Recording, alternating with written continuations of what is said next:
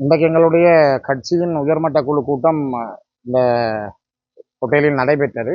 இந்த நடைபெற்ற கூட்டத்தினுடைய தீர்மானமாக எல்லோருடைய விருப்பங்களோடும் சில சில கருத்துக்கள் ரீதியான வேறுபாடுகளையும் கடந்து முதலிலே சில சில விமர்சனங்கள் அல்லது தேவைகள் பற்றிய பேச்சுக்கள் இருந்தாலும் இறுதியாக மன்னார் வவுனியா மாவட்டங்களுக்கு ஏற்பட்டிருக்கிற இடைவெளியை கருத்தில் கொண்டும் வேறு வகையான ஆக்கிரமிப்புகள் இந்த மாவட்டங்கள் மீது மேற்கொள்ளப்படுகின்ற இந்த சூழலில் வவுனியா மாவட்டத்தைச் சேர்ந்த கட்சியினுடைய பொதுச் செயலாளர் டாக்டர் சத்தியலிங்கம் அவர்களுக்கு அந்த தேசிய பட்டியல் நியமனத்தை வழங்குவதாக எல்லோரும் ஏற்றுக்கொண்டார்கள். தலைவர் மாவை சேனாதிராஜானன் அவர்களும் அதனை ஏற்றுக்கொண்டு அதோடு இணைந்த வகையிலே அதுக்கு கருத்துக்களை கூறியவர்களும் இறுதியிலே ஒரு ஒத்த முடிவுக்கு வந்து அவருக்கு அந்த தேசிய பட்டியல் வழங்கப்பட்டிருக்கிறது.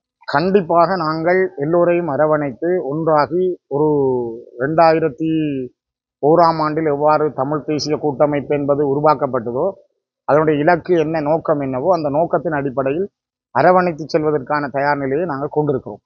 அதிலே அதிகமான அளவு கரிசனையும் விருப்பமும் எங்களுக்கு இருக்கிறது. நான் பல தடவைகள் அதை முன்வைத்தும் இருக்கிறது. என்னுடைய தேர்தல் பிரச்சாரங்களிலும் கூட நான் அந்த ஆணையை மக்களிடம் கேட்டிருக்கிறேன். ஆகவே நாங்கள் ஒன்றாக பலமாக இணைந்து பயணிக்க வேண்டிய தேவையை நாங்கள் உணர்ந்திருக்கிறோம்.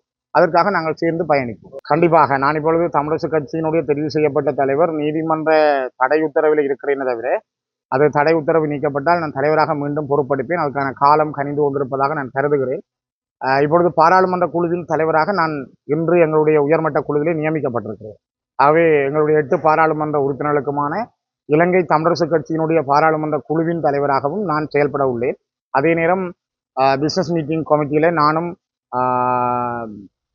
கிழக்கு மட்டக்களப்பை சேர்ந்த சாணக்கியன் அவர்களும் அந்த குழுவில் இருக்க போகிறோம். எங்களுடைய கட்சியினுடைய கொறடாவாக சத்தியலிங்கம் அவர்களும் நியமிக்கப்பட்டிருக்கார். பேச்சாளர் நாங்கள் நியமிக்கவில்லை.